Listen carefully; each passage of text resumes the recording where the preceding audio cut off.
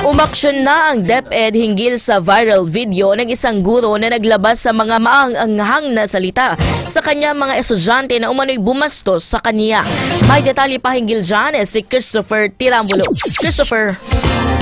Naglabas na ang Department of Education ng show cause order laban sa isang guro na nag-viral sa social media matapos sermonan at maliitin ang kanyang mga estudyante dahil umano sa pinakitang hindi magandang asal. Ayon kay Education Assistant Secretary Francis Bringas, layunin nito na mabigyan ng pagkakataon ang guro na makapagpaliwanag sa kanyang ginawa sa loob ng 3 araw. Dagdag pa ng opisyal na sa isang high school sa Metro Manila, nagtuturo ang naturang guro at tumanggi ang ahensya na ilabas ang pangalan nito.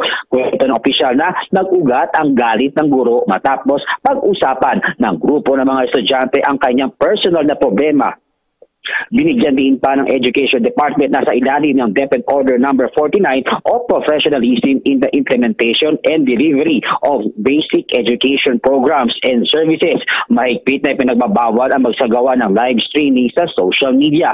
Alinsunod sa Child Protection Policy ng hensya, mahigpit na pinagbabawal ang pagsasalita ng hindi kaaya-aya, pangmamaliit, pangyuyurak sa dignidad ng mga estudyante bilang tao. Sa kabila nito, nanawagan Teachers Dignity Coalition na protektahan ang mga guro, ngunit nanindigan sila na hindi nila kukonsintihin ang mga teacher na napatunayang nagkamali. Christopher Tirambulo, Newsline.